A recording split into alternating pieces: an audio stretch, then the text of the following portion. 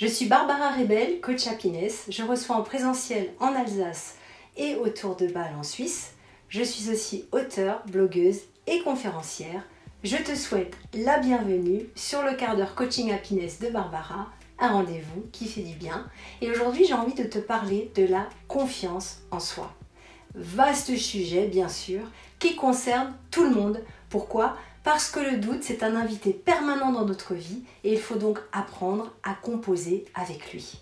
Et puis, certaines périodes de la vie et certains événements sont aussi beaucoup plus propices aux phases de doute, comme la maternité, un licenciement, la ménopause, le départ à la retraite ou une séparation par exemple. La confiance en soi doit donc toujours être nourrie tout au long de notre vie et on va voir tout de suite comment.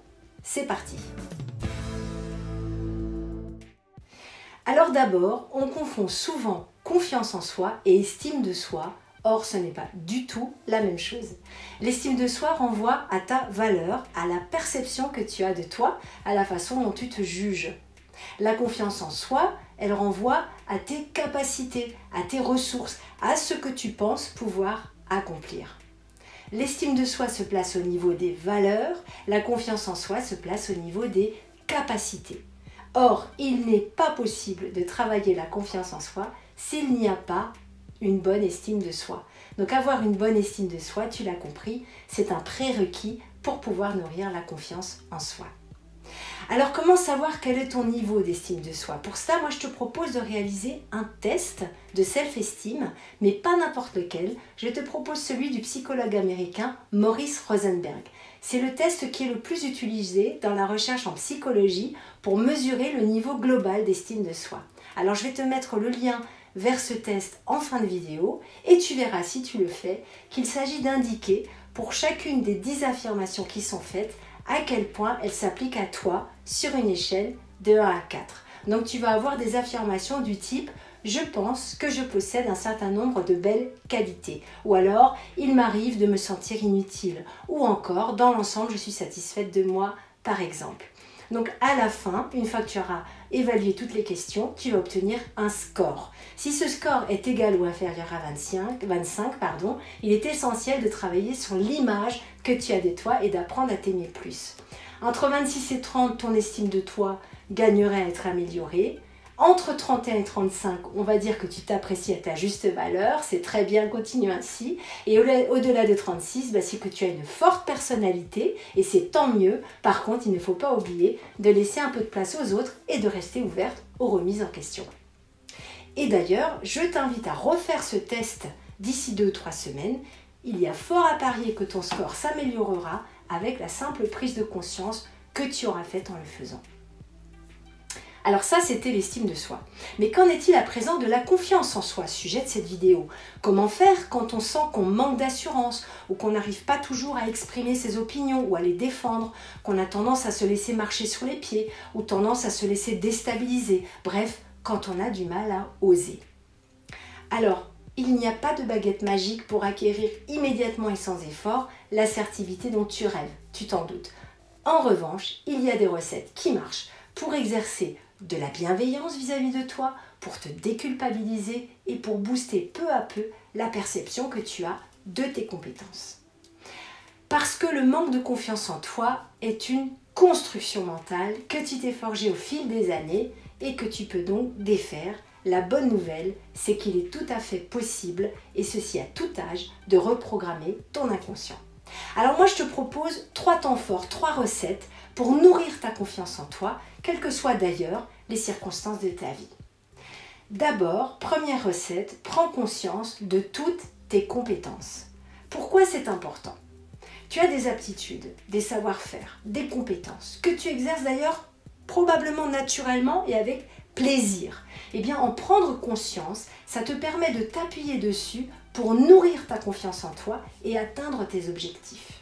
Alors pour ça, moi j'utilise un outil d'introspection qui s'appelle le bouquet de talents et qui te permet justement de lister tout ce que tu sais faire, tout ce qui te plaît et qui te fait vibrer. Le but, c'est de trouver toutes les ressources qui sont en toi et sur lesquelles tu vas pouvoir t'appuyer alors que ta petite voix un peu négative, elle a tendance à les disqualifier en ne voyant que ce qui manque. Deuxième recette, connecte-toi à tes sensations physiques. Alors pourquoi? Tout simplement parce que plus tu es connecté à ton corps et à tes sensations, moins ton mental a de prise sur toi. Débrancher ton mental, c'est un peu mon mantra. Ça te permet de prendre de la distance par rapport à tes blocages. Être ancré dans ton corps, ça renforce aussi l'acceptation que tu as toi-même et ça prépare le terrain à une confiance en toi plus solide. Le plus, c'est un exercice ludique qui t'aide à relâcher les tensions. Alors moi, je t'invite à pratiquer une séance de balayage corporel le matin, par exemple, avant de te lever, ou le soir avant de t'endormir.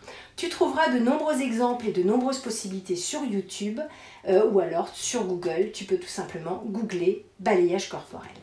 Enfin, troisième recette, anticipe les moments de vulnérabilité. Alors pourquoi c'est important ? Tu penses peut-être qu'il suffit d'avoir de la volonté pour atteindre tes objectifs et tu penses que tout va se dérouler à la perfection selon le planning que tu t'es fixé. Alors bien sûr, je te le souhaite, mais il existe un truc qui s'appelle la vie et qui a la fâcheuse tendance à se mettre en travers de nos projets, de nos plans.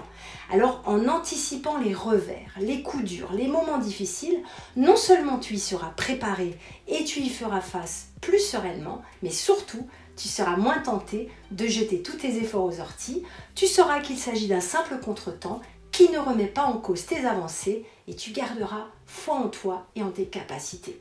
Moi, j'appelle ça des jokers et je t'invite à les utiliser dans les moments de stress, les coups de mou, les fois où tu seras tenté de jeter l'éponge, histoire justement de continuer à avancer à ton rythme sans culpabiliser. Donc, je récapitule. Pour nourrir ta confiance en toi, une fois que tu auras bien fait la différence entre estime de toi et confiance en toi, premièrement, prends conscience de toutes tes compétences et elles sont nombreuses. Deuxièmement, connecte-toi à tes sensations physiques histoire de débrancher ton mental. Et troisièmement, anticipe les moments de vulnérabilité qui t'arriveront avec quasi certitude. Je t'invite à visiter mon site happinessfactory.com sur lequel tu retrouveras tous ces conseils avec des exercices simples et ludiques pour les mettre en pratique dans mon parcours qui s'intitule Booste ta confiance en toi. Grâce à ce parcours, tu en apprendras beaucoup sur toi et tu sauras comment nourrir concrètement ta confiance en toi et comment surmonter les doutes qui t'assaillent. Tu trouveras le lien cliquable qui te redirige vers mon site dans la description ainsi que tous mes réseaux sociaux que je t'invite à suivre. Pour continuer à voir mes contenus et ceux de mes collègues, abonne-toi à la chaîne LQH, le quart d'heure, un rendez-vous qui fait du bien. Like cette vidéo, partage-la, ça nous fait toujours un immense plaisir de voir que nos vidéos plaisent et surtout qu'elles font du bien.